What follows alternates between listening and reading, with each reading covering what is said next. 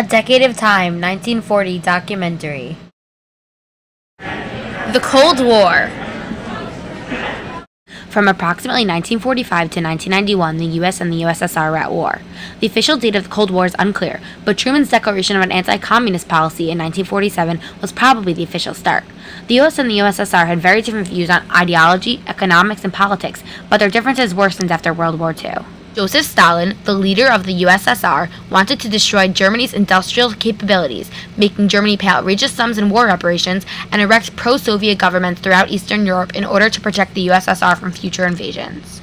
American President Harry Truman, on the other hand, wanted to clean up the post-war mess and create a new international order. He outlined the Marshall Plan, which was very successful, helped create the World Bank and the International Monetary Fund, or IMF, and co-funded the rebuilding of Japan.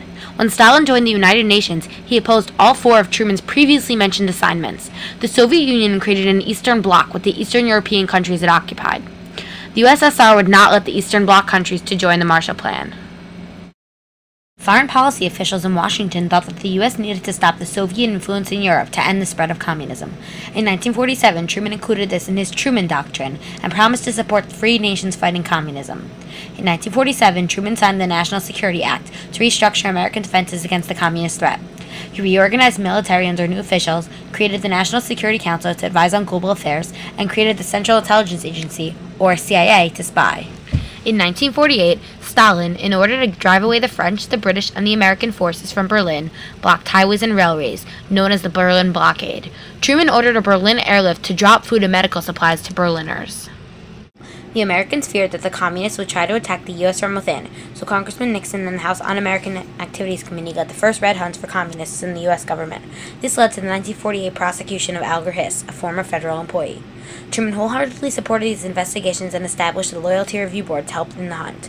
Eventually, though, Truman began to worry that the red hunts were turning into witch hunts. In 1949, Truman convinces Western European powers to join the North Atlantic Treaty Organization, or NATO, to try to protect each other from the danger of a communist invasion. China's fall to communist forces in 1949 was a crushing blow to the U.S. because more than a fourth of the world's population had become under communist control. Also, in 1949, Truman announced that the Soviet Union had successfully tested their first atomic bomb. World War II affected home and fashion. During World War II, before America was involved, 8 million Americans were unemployed. Once America entered the war, almost everyone received a job. The factories now had more jobs because they needed help making artillery, weapons, and other necessary supplies for the war. Since men were now drafted into the war, women took up more jobs that were reserved for men.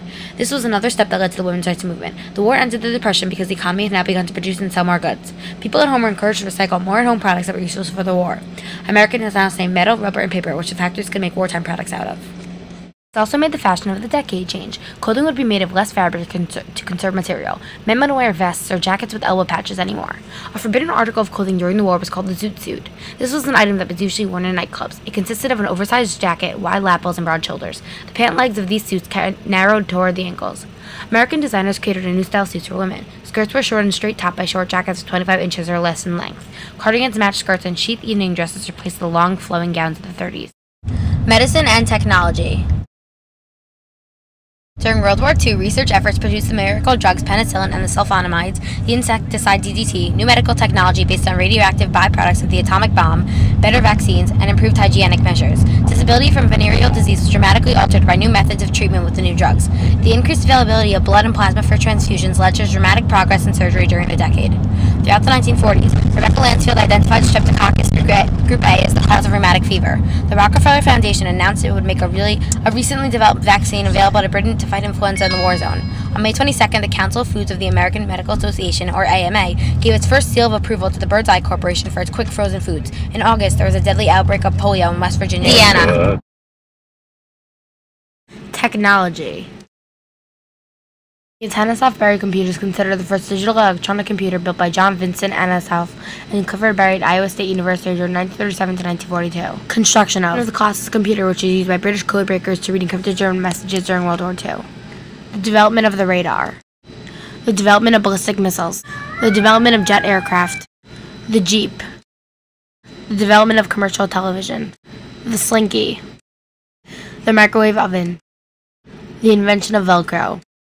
The invention of Tupperware. The invention of the Frisbee. The Manhattan Project. The Manhattan Project was the effort led by the United States with participation from the United Kingdom and Canada, which resulted in the development of the first atomic bomb during World War II. From 1942 to 1946, the project was under the command of Major General Leslie R. Groves, Jr. of the U.S. Army Corps of Engineers. The Army component of the project was designated the Manhattan District, or Manhattan Engineer District, MED, but Manhattan gradually superseded the official code name for the project. The project had its roots in the Einstein-Sillard letter, which warned that Nazi Germany might develop nuclear weapons. The letter was written by prominent physicists, signed by Albert Einstein, and delivered to President Franklin D. Roosevelt in October 1939. The Manhattan Project, which began as a small research program that year, eventually employed more than 130,000 people at a cost of nearly $2 billion.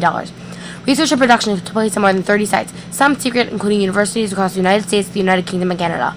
The three primary research and production sites of the project were the plutonium production facility at the Hanover site in eastern Washington State, the uranium enrichment facilities at Oak Ridge, Tennessee, and the weapons research and design laboratory at Los Alamos, New Mexico. Two types of atomic bombs were developed during the war. A gun-type fission weapon was made from uranium-235, an isotope of uranium that makes up only 0.7% of natural uranium. This isotope proved difficult to separate from the main isotope, uranium-238, since it was chemically identical at almost the same mass. Most of this work was performed at Oak Ridge. This design proved impractical to use with plutonium, so an implosion-type nuclear weapon was developed through a concerted design and construction effort at Los Alamos. An implosion bomb was the first nuclear device ever detonated at the Trinity test on July 16, 1945. A gun-type weapon, Little Boy, was dropped at Hiroshima on August 6, 1945, while a more complex plutonium core weapon, Fat Man, was dropped at Nagasaki 3 days later. The Manhattan Project was also charged with gathering intelligence on the German nuclear energy project. The Operation Alsos Manhattan Project personnel served in Europe, sometimes behind enemy lines, where they gathered nuclear materials and rounded up German scientists. The MED maintained control over American atomic weapons production until the formation of the United States Atomic Energy Commission in January 1947. Post-war boom. When the war ended, people thought that the boom in the economy would also end. However, the consumers' demands fueled the post-war time.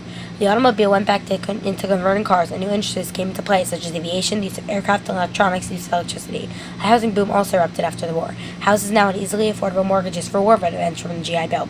As the United States had discovered in World War II, making war supplies helped the economy because then factories offered jobs for people to make supplies needed for a war. The United States went into war with the Soviet Union, making the post-World War II economy rise again. The United States also began making new sophisticated weapons for the military, such as the hydrogen bomb. The United States also began helping foreign countries in need, which helped maintain markets for U.S. goods. The government also recognized that they needed a strong role in economic affairs. The workforce in America changed drastically. More and more people began providing services and less manufactured the goods. Labor unions also were able to win long unemployment contracts and other benefits to their members. Farmers, on the other hand, were having harder times. When there was a gain in the production of food, this led to an overproduction because farming became more of a popular business. Smaller farms were having hard times competing with bigger farms, and this led to farmers abandoning their farms. People working as farms were 9 million in 1947, lowered down to only 3.4 million by 1998. Another big change in the post-war time was people moving to the suburbs. The GI Bill. The GI Bill was a bill that allowed returning World War II veterans to get an education or go to college. The bill gave 1 year of unemployment compensation. The bill was created to stop the Bonus March of 1932, better known as the Great Depression, from repeating. One really good part of the GI Bill was that the bill allowed servicemen to get a low-interest, zero-down payment home loans. This allowed people to be able to move out of the cities into the suburbs. One important clause of the GI Bill was that former servicemen could get $20 a week for a year until they found a job. Most of the money set aside to give these stuff to servicemen wasn't used because either servicemen quickly found jobs or they pursued a higher education. The success of the GI Bill made the government offer similar benefits to other war veterans. Israel becomes a nation. In May 1948, Israel became an independent state after Israel was recognized by the United Nations as a country in its own right within the Middle East. If relations in pre-war Palestine had been fraught with difficulties, these difficulties paled into insignificance after Israel became a state in its own right. Immediately after being granted its independence, Israel was attacked by a number of Arab nations. If Israel had faltered at its first hurdle, she would have ceased to exist as a state regardless of what the United Nations had decreed.